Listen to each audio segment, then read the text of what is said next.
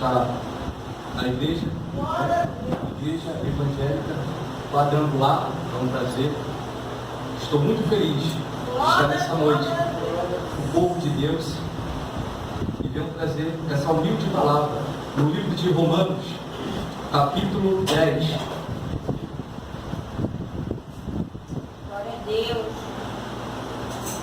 Glória a Deus. Glória a Deus. Louvado seja o teu santo nome, Deus. Livro de Romanos, capítulo 10. Glória a Deus. Livro de Romanos, capítulo 10. Versículo de número 8. Mas o que ela diz, a palavra está junto de ti, na tua boca e no teu coração. Esta é a palavra da fé que pregamos. Versos 9. A saber, se com a tua boca confessares ao Senhor Jesus e em teu coração creres que Deus o ressuscitou dentre os mortos, serás salvo. Viste que com o coração se crê para a justiça e com a boca se faz confissão para a salvação. Porque a Escritura diz: todo aquele que nele crê não será confundido. Porquanto não há diferença entre judeu e grego, porque um mesmo é o Senhor de todos, rico para com todos os que o invocam. Porque todo aquele que invocar o nome do Senhor será salvo. Como, pois, invocarão aquele em quem não creram? E como creram naquele que não ouviram? E como ouviram se não há quem pregar? E como pregarão se não forem enviados? Como está escrito: quão formoso os pés dos que anunciam o evangelho de paz, dos que trazem alegres novas de boas coisas. Mas nem todos têm obedecido do evangelho, pois Isaías diz: Senhor, quem creu na nossa pregação? De sorte que a fé é pelo ouvir, e ouvir a palavra de Deus. Nossos irmãos podem se assentar. Aleluia.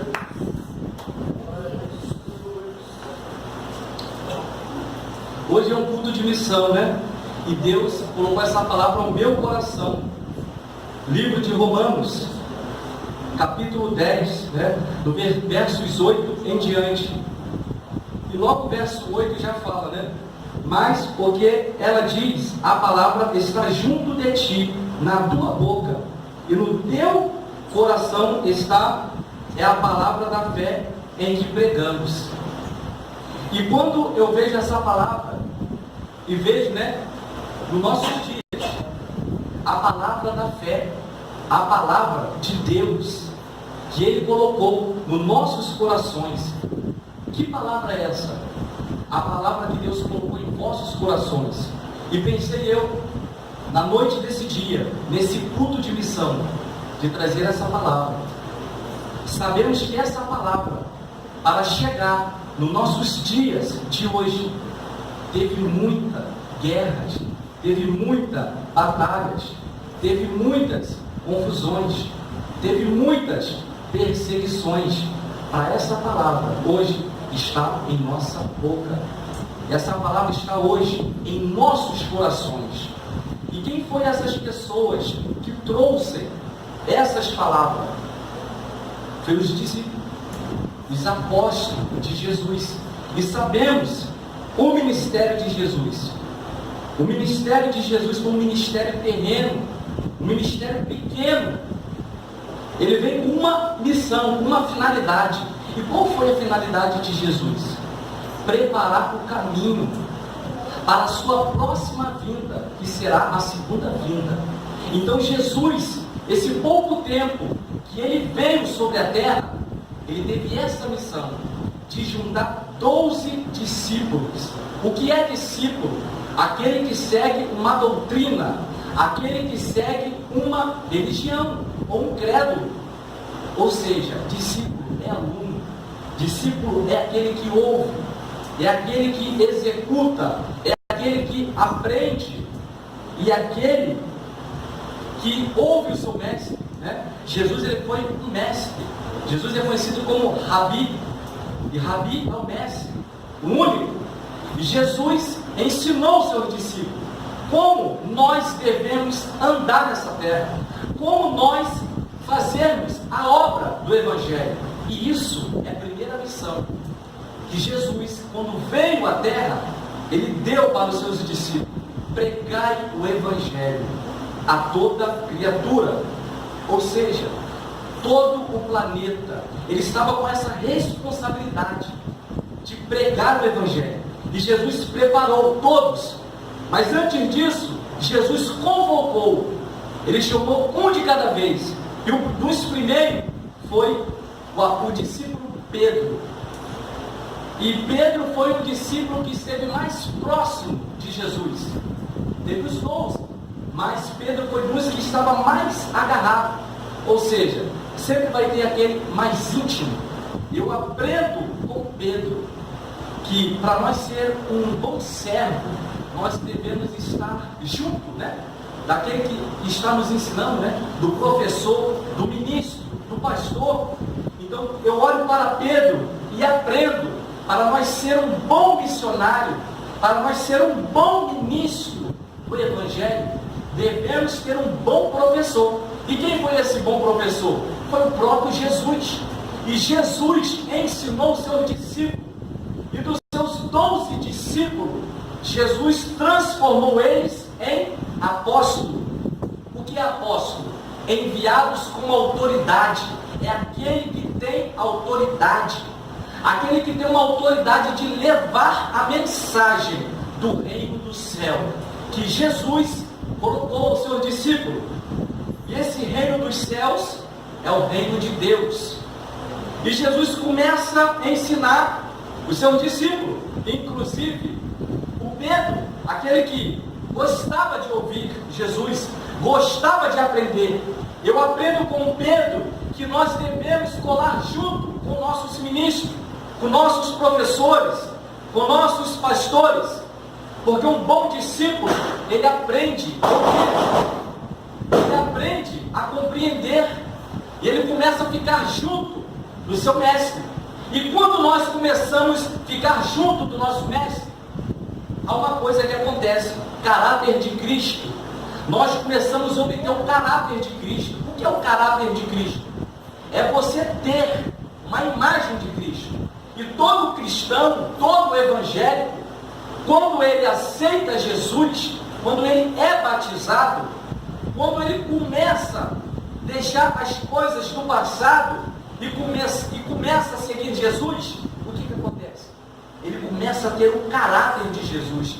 E o que é ter o caráter de Jesus? É você se separar do mundo. É você deixar as coisas velhas, as coisas do passado de lado. E você começar a se entregar ao nosso Jesus. E você começa a ter o caráter de Jesus. A luz dele começa a radiar sobre a sua vida. A luz dele começa a te contagiar. E você começa a também ser luz. Você começa a também ser o sal da terra. Você começa a andar com a glória de Jesus. O que é ser ungido? Ungido é aquele que é separado. Ungido é aquele que se separa para Jesus. Ungido não é aquele que só fica em cima do altar.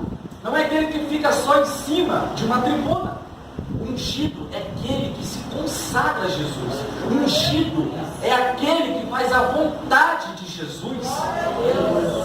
Você pode estar sentado, mas se você é um bom servo, que se separa para Jesus, se consagra a sua vida para Jesus, você é ungido de Deus.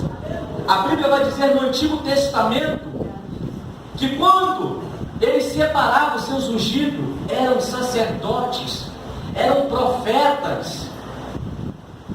Esses eram ungidos da época. E ungido nos nossos dias, nos nossos séculos, é aquele que faz a vontade de Jesus. É aquele que olha os seus mandamentos e cumpre a palavra. Lá em Salmo diz: bem-aventurado o varão que não anda no conselho do ímpio, e nem assenta na roda dos pecadores, e nem na roda dos zombadores, mas de dia e de noite medita nas sagradas escrituras do Senhor. Esse é o bem-aventurado, aquele que cumpre, aquele que executa, aquele que faz a vontade. Eu aprendo com Pedro ter o caráter de Jesus, e para nós ser um bom discípulo, um bom missionário, nós devemos olhar para os apóstolos. Vejamos, Jesus fez muitos milagres. Certa vez Jesus foi em algumas aldeias, e certa vez Jesus, chegando em algumas aldeias, ele teve grande compaixão. O que é compaixão? É você ter paixão pelo seu próximo, é você ter amor pelo seu próximo. E a Bíblia vai mostrar que Jesus teve grande compaixão. Ele vendo aquele povo separado, aquele povo distante, sem um pastor para proteger, para guardar, para ensinar, para doutrinar. Ele teve grande compaixão. E a Bíblia vai dizer que Jesus, ele rogou, ele falando com o seu discípulo: rogai ao Senhor da seara, para que mande ceifeiros para a seara, porque grande é a seara, mas pouco são os ceifeiros para fazer a obra. A obra de Jesus é árdua, é espinhosa. Esse é o verdadeiro evangelho. E Jesus já estava ensinando aos seus discípulos que eles deveriam ter compaixão. O que é ter compaixão? É você amar ao próximo como a ti mesmo. E o primeiro mandamento é você amar o Senhor de todo o seu coração, de todo o seu entendimento, de toda a sua força.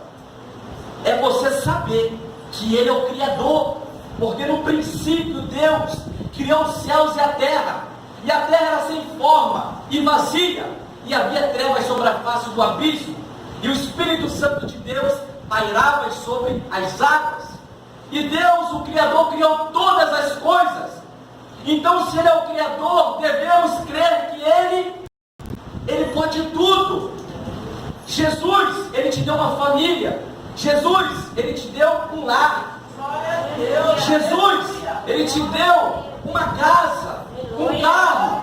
Mas nós estamos aqui só de passagem, porque Jesus nos chamou como mordomos. E o que faz o mordomo? Ele cuida dos utensílios da casa de Deus. Nós estamos aqui só para cuidar. Tudo que está nas suas mãos não é seu, é de Deus. Aleluia. Quem criou os céus? Quem criou a terra? Quem deu todas as frutas? Quem deu todas as coisas no jardim do Éden? Foi Deus. Nada é nosso. De um só sangue, de uma só raça, procriou todos nós. E hoje nós estamos aqui, de um sangue, de um homem, nós estamos aqui. E devemos reconhecer que Deus, Ele é o nosso Senhor dos exércitos. Nós temos um comandante no meio do barco, no meio da arca, no meio da igreja. Nós somos a noiva do Cordeiro, e Ele vem para buscar a sua igreja. Mas antes que Ele venha buscar a sua igreja, devemos olhar para os apóstolos. Deus preparou os apóstolos com todo o poder e autoridade. Ide, pregai o evangelho a toda criatura. Mas sabemos que antes disso, Jesus falou para eles: vai atrás das ovelhas perdidas da casa de meu pai. E hoje é um culto de missão, então eu venho falar de missão.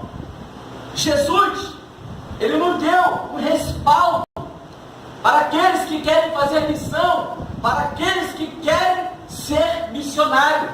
Que Jesus ensinou para os seus discípulos, para eles irem às ovelhas perdidas da casa de meu pai. E que eu aprendo com isso, que nós devemos fazer a obra dentro da nossa cidade. do nosso bairro, dentro do nosso estado. Jesus, antes de dar uma grande ordem para eles viajarem, para eles peregrinarem, Deus falou: vai atrás das ovelhas perdidas.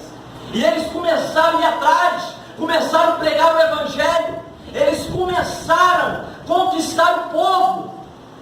Foi isso que Deus deu a ordem. E muitas ovelhas estavam perdidas. Muitos judeus precisavam se libertar, precisavam ouvir a palavra de Deus. Porque Jesus, quando ele veio, ele não veio para acabar com a lei, ele veio para cumprir. Mas Jesus é a graça de nossas vidas. Jesus, ele veio com uma missão. E a missão de Jesus é nos dar a salvação. E qual foi o propósito de Deus? O propósito de Deus não foi só salvar os judeus e os hebreus. Deus, ele queria muito mais do que isso. E o que Deus fez? Mandou o seu filho. Deus amou o mundo de tal maneira que deu o seu filho unigênito, para que nós não perecemos, mas que nós temos a vida eterna.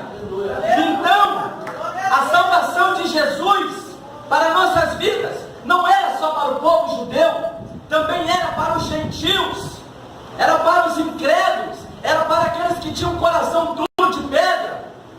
Então, quando Jesus veio, ele veio nesse fundamento, não só para salvar o povo judeu, mas para salvar toda a raça humana, todo o planeta, através de Jesus. Mas a Bíblia vai dizer que a salvação vem dos judeus, mas Jesus é judeu. Jesus nasceu no meio do povo judeu, e Jesus é judeu. A salvação vem do povo judeu, sim, mas não só para eles, mas através de Jesus veio salvar toda a população da terra. Mas como o ministério de Jesus era muito pequeno e peculiar na terra, a passagem dele era muito rápida. Então o que ele fez? Começou a preparar os seus discípulos, porque ele ficou pouco tempo no seu ministério.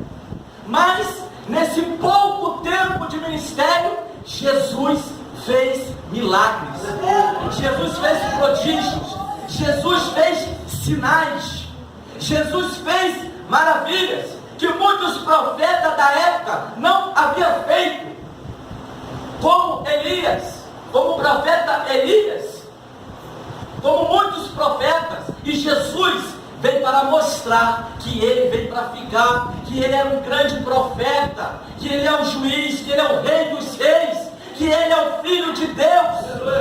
Jesus andou sobre as águas.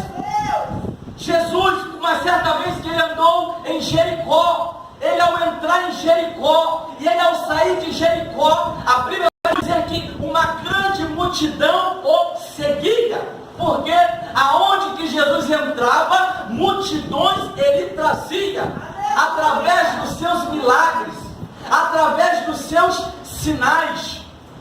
E a Bíblia vai dizer que quando Jesus começa a passar por Jericó, havia um homem ali caído, e ele começou a clamar. Era o cego Bartimeu, filho de Timeu. Ele começou a clamar: filho de Davi, tenha misericórdia de mim. E falando de missão, nós devemos ter compaixão. Jesus ensinou aos seus discípulos o que é compaixão e o que é misericórdia. E os discípulos aprenderam tudo isso com o mestre, só olhando, Jesus fazendo, e eles olhando, e eles aprendendo e observando, porque depois Jesus ia mandar eles. E aquele cego clamando: filho de Davi, tenha misericórdia de mim. E muitos se levantavam, mandando que ele se calasse. Mas Jesus, com a sua humildade, Jesus, com o seu amor, pediu que trouxesse aquele homem mendigo, aquele homem maltrapilho, caído. Jesus teve compaixão. Jesus, ele veio para isso. E Jesus, chamando ele, libertou aquele homem. Jesus orou para ele. Jesus falou: o que queres que eu te faça? Ele pediu a visão. Jesus: vai, a sua fé. Ele foi, enxergou e seguiu Jesus. E que nós precisamos fazer? Devemos ter Jesus nas nossas vidas. Devemos crer que Ele é o Filho de Deus, que através dele nós também poderemos ter o poder para curar os enfermos, curar os aleijados, os mancos, os coxos, e expulsar todas as enfermidades, assim como Jesus fez. Se nós cremos nele, nós também fazemos obras maiores do que aquele fez. Só que você tem que ter fé, você tem que ter perseverança. Nós devemos se separar para se aproximar perto de Jesus. Cada vez que você se separa para Jesus, você morre para o mundo e você cresce na glória e no Espírito Santo de Deus. Jesus, Ele quer que nós se aproximamos dele, e Ele mandou os seus apóstolos levarem a palavra de Deus. Ele pediu, Ele ordenou, e Ele deu uma ordem. E qual o nome desses apóstolos? O nome dos apóstolos, o primeiro, chamado Pedro, e André seu irmão, Tiago filho de Zebedeu, e João seu irmão, Filipe Bartolomeu, Tomé, Mateus o publicano, Tiago filho de Alfeu, Elebeu, apelido Tadeu, Simão Cananita, e Judas Iscariotes, o mesmo que traiu Jesus. Esses são os 12 apóstolos que Jesus separou. Mas a Bíblia vai dizer que Jesus não tinha só 12 apóstolos. A Bíblia vai mostrar que Jesus também teve 70 discípulos e deu uma ordem para eles. Jesus tinha algumas cidades que ele havia de pregar o Evangelho, que Jesus tinha mais 70 discípulos, e ele deu uma ordem para aqueles 70 discípulos levarem a palavra. Eram 70 discípulos de Jesus, e eles foram levar, e a Bíblia vai mostrar que eles foram aprovados, que quando eles voltaram alegres, e eles estavam tão alegres, que eles falaram para Jesus: Jesus, nós expulsamos muitos demônios no seu nome. E a Bíblia vai mostrar que Jesus ficou muito feliz, porque cada vez mais o seu ministério estava crescendo. Jesus, a sua obra estava crescendo. E não só esses 70, que Jesus também fez milhares de discípulos. E hoje, mais de milhões de discípulos. E hoje nós estamos também aqui, fazendo parte disso. E Jesus, Ele também nos ensina que nós também devemos pregar a palavra, que nós também devemos evangelizar a vida daqueles que ainda não ouviram a palavra, daqueles que necessitam.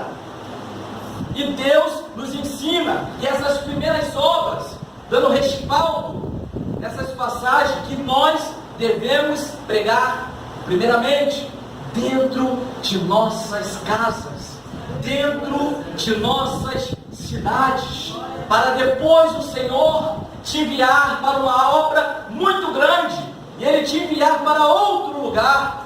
É assim que Deus faz, e aquilo que Deus prometeu, Ele cumpre. Uma certa vez, um homem de Deus falava que via eu em São Paulo, e não demorou muito, Deus me levou através de um trabalho, mas lá eu falei do amor de Jesus. Lá eu falei, muitas pessoas não ouviam a palavra, muitas pessoas não aceitavam Jesus, por ser de outras religiões, mas eu falei do amor de Jesus Cristo, que Ele salva, que Ele faz tudo em nossas vidas.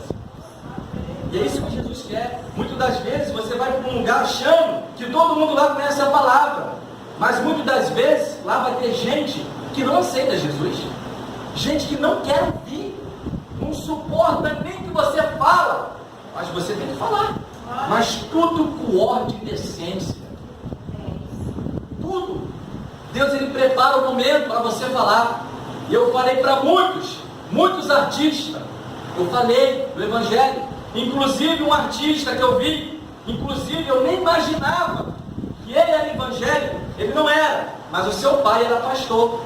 E eu fiquei muito feliz quando eu vi aquilo, porque eu não neguei a palavra. E muitas das vezes nós devemos tomar cuidado, porque muitas das vezes, você sem querer, você pode negar Jesus. Muitas das vezes, você com a vergonha de andar com a Bíblia, muitas das vezes você tem vergonha, é como se você já está negando a Jesus, porque você já está se incomodando, você sente vergonha. E a Bíblia vai dizer que os tímidos também não herdarão o reino do céu. E a Bíblia dá respaldo para todas essas coisas. E eu lendo, Jesus me esclarecendo essas dúvidas, essas respostas. E muitas das vezes nós estamos em certos lugares, nós temos medo, né? De entrar na Bíblia. Muitas das vezes nós temos vergonha de falar para o próximo do amor de Jesus. Muitas das vezes nós temos vergonha, até muitas pessoas têm vergonha de usar roupa em certos lugares, porque ali já pode condenar que ela é crente. Então nós já estamos negando a Jesus. Não para você perder a salvação, mas é algo que nós devemos prestar atenção, porque também pode ser, e nós devemos ter convicção que nós amamos Ele. E se nós amamos, não tem porquê de ter vergonha de andar com briga, de andar em certo lugar, colocar uma roupa, um traje que pode mostrar que você é um crente. Muitas vezes você quer se esconder, e muitas das vezes já estamos negando a Jesus. Não sei porquê Jesus está colocando no meu coração de falar isso, mas eu creio que pode estar falando com alguém nesta noite. Nós não devemos ter vergonha daquilo que nós seguimos, da nossa igreja, da nossa religião. E Jesus, Ele é um homem tremendo. Jesus está ao lado de Deus, nos aguardando. Ele subiu, mas Ele deu uma ordem aos seus apóstolos para levarem a palavra. E hoje a palavra chegou no nosso meio. Aleluia. E a Bíblia vai dizer que aonde 2 ou 3 reunidos em meu nome, aí eu faço no meio. Jesus, Ele se faz presente aqui nesse lugar, porque aqui tem corações aquebrantados, aqui tem homens de Deus, aqui tem mulheres de Deus. Jesus chamou nós para uma grande obra. Jesus, Ele colocou nas suas mãos uma obra de ouro para você administrar. É isso que Ele quer. Ele quer que você administra o que Ele colocou na sua mão. Se tu é um missionário, uma missionária, se você é um pregador, uma pregadora do Evangelho, fala do amor de Deus, fale a todo tempo. Não tem um tempo certo para você falar do amor de Deus. Todo tempo é hora de falar do amor de Deus, porque os tempos estão se aproximando. Jesus está chamando a sua igreja. Nós somos a noiva do Cordeiro. E Jesus é o noivo, e Ele quer que nós estamos preparados para a chegada dEle, para que nós venhamos entrar na bodas do Cordeiro, que nós venhamos sentar naquela mesa junto, e Deus, Ele vai nos servir. A Bíblia mostra que nós servimos aqui na terra, somos mordomos, e o mordomo, ele serve, e nós estamos aqui para servir. E Jesus foi um grande exemplo. Jesus serviu os seus discípulos. Jesus, Ele deu aquilo que era para dar, Ele não guardou. Jesus, Ele tinha poder para curar, e Ele curou. Jesus tinha poder para fazer sinais, e Ele fez sinais. E os fariseus pediam que Ele mandasse mais sinais. Jesus já fazendo sinais. E naquela época, os fariseus, afrontando o mestre, pediram que Ele fizesse mais. Ou seja, o povo vendo que Jesus estava fazendo milagre, mas mesmo assim fazia de incrédulo. os seus olhos estavam fechados. Mas a Bíblia vai dizer aqui em Romanos que Deus, o próprio Deus, fechou o entendimento dos judeus. Porque se Deus não cegasse os judeus, a palavra de Deus não chegava a gente. Por quê? Porque os judeus da época, eles guardavam o antigo livro, o livro da Torá. Eles guardavam, era só deles. Ou seja, ninguém sabia, era aquela coisa fechada, só eles que estudavam. E aquele livro não era qualquer pessoa que tinha, era só os sacerdotes, os rabinos, dentro da sinagoga. E quando eles abriam, ali eles ensinavam, e era só um povo, chegava o povo judeu. Então como que essa palavra iria chegar aos gentios? Como que essa palavra chegaria aos incrédulos? Através de quem? Jesus.